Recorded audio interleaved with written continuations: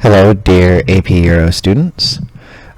Today we'll be looking at the Voyages of Exploration and European expansion and thinking about how this impacted European history and Europe's relation to the rest of the world. So let's get started with the causes of exploration. So the root causes for European exploration, I think, can ultimately be traced back to political changes that happened in the late Middle Ages. These voyages of exploration were funded by European states, so we have to think about the motives of the states that were funding these voyages. Ultimately, a case can be made that the voyages of exploration were motivated by the changes in warfare that we saw happen at the end of the late Middle Ages, especially the infantry revolution, which made the old feudal system of warfare obsolete and led to the rise of professional paid armies of commoners. These armies were very expensive, which then required states to centralize and form sort of permanent tax collection systems in order to fund their now very expensive professional militaries. So the changes in military technology and organization led to the change in state activity. And one of the key things that these new centralizing states sought to do was to increase tax revenue by any means necessary. One of the easiest ways to increase tax revenue without upsetting your citizens, or subjects rather, was to find new new trade routes. These new trade routes would increase your tax revenue without upsetting any of your existing interest groups. So in this way, it was one of the optimal ways for new rulers to increase their tax revenue. So in order to fund their fancy new armies, European states are highly interested in discovering and controlling new trade routes. Another reason that some European states were highly motivated to explore into the Atlantic Ocean was that the Italians and the Ottoman Turks basically had a stranglehold on Mediterranean sea trade. So there was really no way to tap into the global trade networks that were flowing into the Mediterranean. Thus, the Atlantic kingdoms, starting with Portugal and Spain, are going to seek other ways to tap into global trade networks. Another motive, kind of on the side of politics, was religion. The Catholic monarchs of Spain and Portugal were highly interested in spreading Catholicism and converting people to the Catholic faith. And the Voyages of Exploration offered an opportunity to do that. So not only could they tap into new markets and increase their tax revenues, but they could also potentially convert people to Catholicism. Also, on top of providing a motivation for exploration, the Catholic religion would also be used to justify the conquest. By taking over Catholic people, Portugal and Spain could claim that they were actually doing them all a favor, because these folks would not have been able to go to heaven and achieve salvation beforehand, but now that they have been conquered and forcibly converted to Catholicism, they will go to heaven. So even though they might not like it, being conquered, according to Spain and Portugal, is actually a good thing. And last of all, and maybe most obviously, is advances in certain types of technology made ocean-going voyages of exploration much easier. So this would include a new ship design that first emerged in Portugal, known as the caravel. The caravel was a small but very sturdy and reliable ocean-going vessel. It relied on a mixture of sails that allowed it to sail in almost any direction except for directly into the wind. It also had a deep hull that allowed it to remain stable even in rough seas. On top of a new ship design, the Portuguese and the Spanish also made use of increasingly advanced navigational technology, including much more accurate maps made possible by advances in cartography, and navigational instruments that were developed in China and the Middle East. That is, the compass developed in China and the astrolabe originally developed in the Middle East. So by making use of all these new technologies, the new monarchs of Spain and Portugal are going to be able to tap into new trading routes by moving first across the Atlantic Ocean and then eventually around the world. So we're going to look at two different major maritime empires that emerge in the early modern period. That is the Portuguese Empire and the Spanish Empire.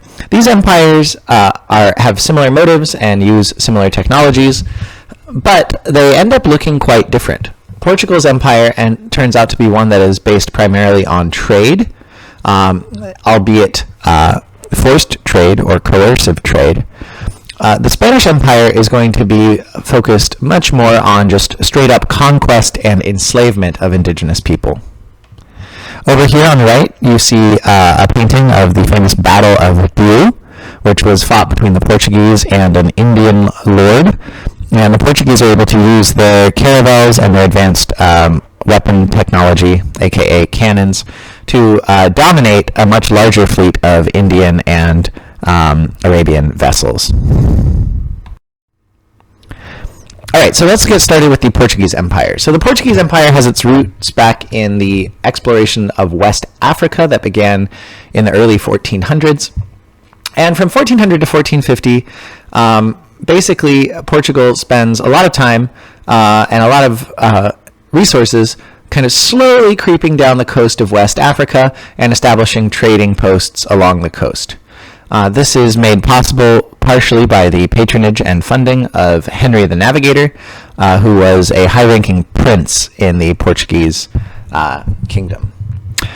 So the Portuguese exploration of Western Africa continues all through the 1400s, but it makes a real breakthrough in 1498 when Vasco da Gama, a Portuguese admiral and explorer, manages to sail all the way around Africa and then pick up the monsoon winds and sail all the way to the west coast of India. This is a wildly successful voyage. Da Gama returns with a ship full of highly valuable commodities, most notably spices, and is able to make a wild profit. This proves that the route around India can be accomplished by sea, and allows Portugal to go on to establish a large and very profitable empire in the Indian Ocean. On top of this, Portugal also accidentally discovers, quote-unquote, the east coast of South America, which they go on to call Brazil. This happens because in order to get around Africa, you actually have to kind of swing way out west in order to pick up currents that will then carry you around the tip of the southern tip of Africa. And so this guy Cabral accidentally just went a little too far and ended up bumping into Brazil, which would later become one of the most profitable colonial territories in the world because it is an amazingly good place to grow sugar and other profitable tropical cash crops. So the Portuguese relied on a particular method of rule in which they did not actually try to conquer territory. Instead, what the Portuguese would do is they would rely on their naval superiority and would negotiate deals with local rulers, where they would build fortified trading posts, and then they would simply trade with those local elites, usually on favorable terms because the Portuguese had better guns. The only place in which Portugal doesn't really pursue this strategy is Brazil, where they actually go on to conquer and then commit genocide against the local indigenous people, and then to settle and farm the coasts of Brazil. So that's the Portuguese Empire, largely a system of coercive trade made possible by Portuguese naval dominance. The Spanish Empire ends up looking quite different. So the Spanish Empire gets a later start. They don't really start serious exploring until the late 1400s. And their first big breakthrough happens when Christopher Columbus, quote-unquote, discovers the Americas. Specifically, Columbus bumps into the Caribbean islands. He goes on to claim these islands, and Spain quickly colonizes them, enslaves the local population, and very quickly, within like 100 years, have basically killed off the entire local population through brutal treatment of the enslaved people. After the Caribbean is settled, the Spanish move on to the American mainland, sending teams of soldiers to conquer the existing civilizations in the Americas. In the 1520s, Spain conquers Mexico by overthrowing the Aztec Empire. And then in the 1530s, they do it again in South America by overthrowing the Inca Empire. This is really different than what Portugal does. Portugal sets up trading posts with local elites. Spain just overthrows the local elites and then claims those empires for themselves. They keep the local laws and local methods of rule in place, at least for the short term, and simply begin taxing and exploiting the population in a similar way to the civilizations and empires that they just overthrew. From 1530 to 1600, the most important breakthrough for the Spanish Empire is the discovery of huge reserves of silver in both Mexico and Peru. In order to access these silver reserves, they rely on forced labor, primarily of indigenous people, and later they will also begin bringing in enslaved West Africans to carry out mine work and also agricultural labor on the coast. On top of undertaking, profitable activities like mining, the Spanish also spend a lot of time claiming unprofitable territory in the desert and jungle regions of the North American and South American continents. They send missionaries out to try and convert the local population with varying degrees of success. But probably the most important thing for our story is the huge, truly mind-boggling amounts of silver that end up coming in from the Americas. So one thing that's kind of interesting and gives us some insight into the Spanish and Portuguese mindset is maybe one of the most ridiculous treaties of all time, and that is the Treaty of Tordesillas. This happens in, I don't remember exactly when, late 1400s, early 1500s, when Spain and Portugal are starting to become competitive over what territories each side controls in the New World. So, in order to avoid a war, the very Catholic monarchs of Portugal and Spain approach the Pope to mediate a treaty. And the treaty that they end up signing, known as the Treaty of Tordesillas, reaches the insane conclusion that Spain gets to claim all non-Christian territory west of a particular line, which you can see there, which includes most of South America and basically all of North America. And Portugal gets to claim all non-Christian territory to the east of that line, which includes all of Africa and all of Asia. So this is wild, especially considering that, most of that land was already inhabited and claimed by other people. But it also gives you some insight into the mindset of the Catholic rulers, which is that non-Christian states are basically illegitimate and can be overthrown whenever is convenient. Another obvious problem with this is by only drawing one line, there's going to be more conflict on the other side of the world because the world is round, and they're eventually also going to have to draw another line which will be drawn right over next to the Philippines. Spain will get the Philippines, and Portugal will claim Indonesia and India. All right, yes, that's the Treaty of Tordesillas. Pretty goofy, obviously unenforceable. France and England and other countries are basically just going to straight up ignore it. Probably the biggest long-term impact of these voyages is a phenomenon known as the Columbian Exchange. The Columbian Exchange is the biological mix-up that occurs when you get a bunch of different species from different parts of the world all mushing around together. The Columbian Exchange is not a trade route. It is not. It doesn't have anything to do with like money or silver or any resources that get exchanged. It has to do with living species being exchanged between continents. So the Americas and Eurasia had been separated for millions of years by oceans, which had allowed for different species to evolve on each continent. With the Voyages of Exploration, all of these species start getting carried back and forth across the oceans, which allows these species to spread all over the world. For Eurasia, this mix-up is pretty much entirely a good thing. They get all sorts of useful stuff. But for the Americas, this mix-up is a mixed blessing. So from Eurasia to the Americas, the number one most obvious thing that America gets is a whole host of horrible diseases, including smallpox, influenza, mumps, measles, typhus, all of this stuff. This has the result of killing off somewhere between like 50 to 90% of the indigenous population of the Americas in a horrifying event known as the Great Dying. Because the Native Americans didn't have any exposure to these diseases beforehand, they didn't have any acquired immunity to these diseases, and so they were basically wiped out. This makes it much easier for Europeans to conquer and colonize the New World than other parts of the world, which helps to explain why Spain was so easily able to conquer and overthrow the kingdoms and empires of the Americas, while Portugal was not able to do that in Africa and Eurasia. But other than that, America does get some pretty sick stuff. Probably the most important thing for the indigenous communities is the introduction of horses and livestock. There were no large domesticated animals in the Americas before the Columbian Exchange, and the introduction of horses makes all sorts of new sorts of lifestyles possible.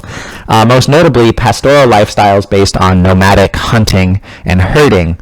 Essentially, a bunch of different groups of indigenous Americans kind of reinvent the Mongol lifestyle, taking horses out onto the Great Plains to hunt buffalo and herd and raise livestock. Also, there's an introduction of a bunch of important European crops, including wheat, but most notably sugar. Sugar is going to become a super important cash crop, and also one of the main reasons that millions of West African people are enslaved and brought over to the Americas to grow sugar. We'll talk more about that later. For the Americas, it's almost entirely good stuff. For Eurasia, on the other hand, it's almost entirely good stuff. Eurasia does get one disease from the Americas, syphilis, which quickly takes off all over the port cities of Europe. But other than that, they basically just get lots of awesome food crops, including the potato, which will become super important in northern Europe, especially Ireland, but also Germany, Poland, and Russia. But also corn, tobacco, and chili peppers, all of which revolutionize European diets and lifestyles. One other incredibly important result of the Voyages of Exploration is a major shift in global trade. So before the Voyages of Exploration, Europe was kind of on the edge of global trading networks, which tended to center on India and China. But now that the Americas have been discovered and silver has been discovered in both Mexico and Peru, Europe is going to become the center of a new global trading network. So basically how this new global trading network works is silver is taken from the Americas and shipped to Europe. And you can see that there on the little red arrow labeled number 1. Then what happens from there is after the silver circulates around in Europe for a while, European traders will take some of this silver and carry it to India and China. This silver will then allow European merchants to purchase silk and spices and other fancy luxury products from India and China, and then they can carry those luxury goods back to Europe and sell them for a vast profit. This also has the result of cutting out the Mediterranean and the Middle East from the global trading network as more and more trade shifts to going around Africa. This has a huge impact on European cities because as this global trade grows, the cities grow in importance because that's where the trade happens. And this also is super important for European governments because now they can tax this global trade network.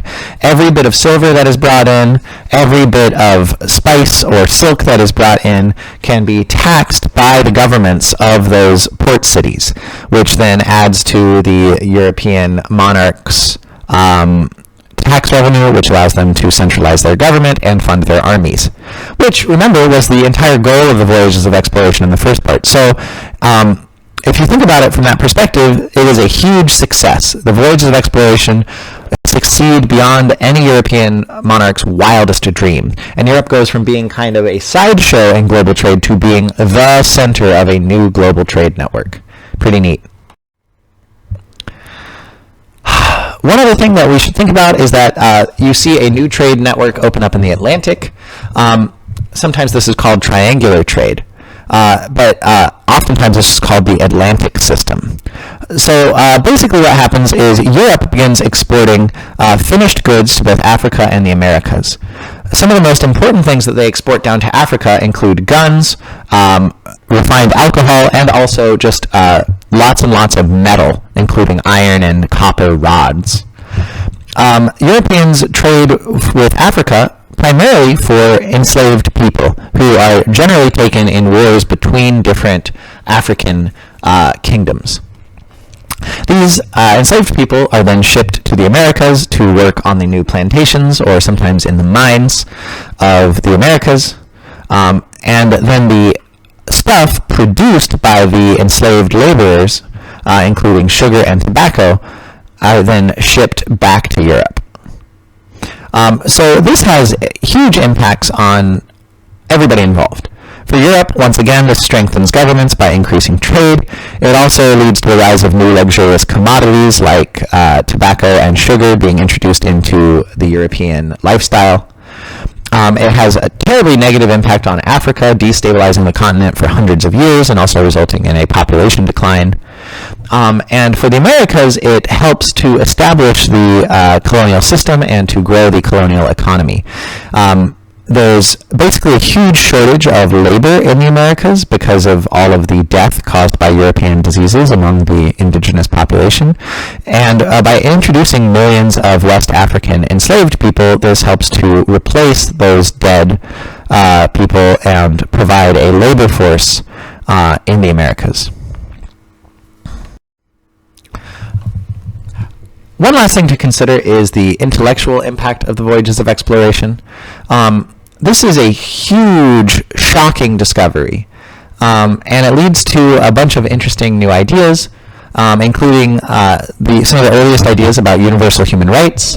It leads some Europeans to begin questioning whether or not Europeans are actually better than other people around the world. And it also leads some people to start to question whether or not European society is actually the best possible society. Encountering all of these other people and cultures all around the world leads thoughtful people to begin to question their own assumptions and their own values, which I think is pretty neat. And if you just think about all of the new information coming in every year as new products and new people and new animals and new cultures are discovered, this must have been an incredibly exciting time to be alive.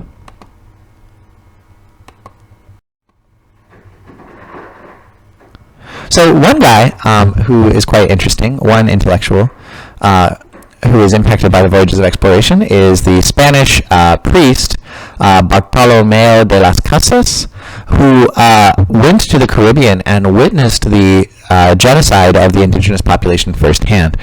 Bartolomeo de las Casas was very upset about this, and he wrote a book called The Destruction of the Native Americans. And in this book, he describes the atrocities committed against the Native Americans, and he also argues that Native Americans have rights. He argues that all human beings have souls, and that the natives are being killed, and that this is unacceptable because they have souls and therefore have equal worth before God as anybody else, which is a huge breakthrough and one of the first formulations of the idea of universal human rights in history. So Bartolomé de las Casas advocates for the protection of Native American lives and also advocates for the first forced conversion of these Native Americans to Catholicism so that way they can go to heaven. So obviously he's not totally modern in his views, but he's kind of starting down a road that lots of later European thinkers will follow, which is the idea that all human beings have rights regardless of what you look like.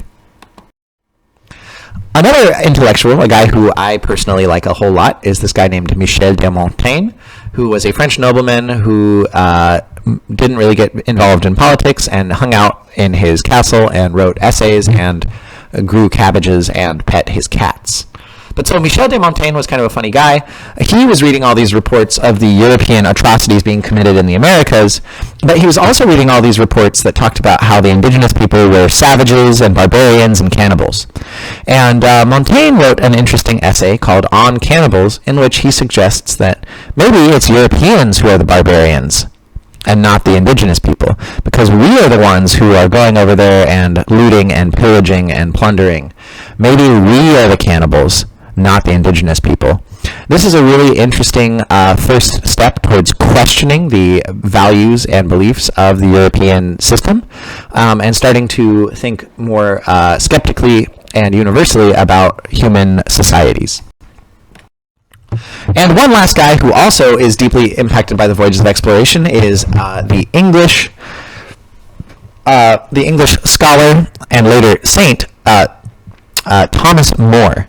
Thomas More writes a really interesting piece of fiction called Utopia that is about an island in the middle of the ocean in which people live in a quote-unquote perfect society. So in this society, they have communal property, everybody works, but nobody works too hard, everybody is basically equal. And Thomas More describes this ideal society as a utopia, which is kind of a Greek pun or joke. It means simultaneously both the perfect place and the non-existent place, or nowhere. So this kicks off a long line of fiction, like a tradition in fiction of utopian writings, and also then spawns a subgenre of dystopian writings. And what you can see here is that the encounter of Europeans' encounters with all of these other societies gets them to start thinking more radically and systematically about what makes a good society. And Thomas More tries to put together various ideas about, for him, what would make an ideal society. This idea is going to have huge consequences for European politics later on down the road, because a lot of later political ideas are going to be based on the idea that we can make our society better through rational reflection and trying to work towards a sort of perfect system. So thanks for that, Thomas More. All right, so anyway, that's it for the lecture. Take a moment and look at this slide and see if you can summarize the effects of exploration on trade on these different groups. So what was its effect on Portugal? What was its effect on Spain? What was the effect of exploration and trade on Italy versus Northern Europe? What were the impacts on Europe as a whole? And then what were the impacts on the world as a whole?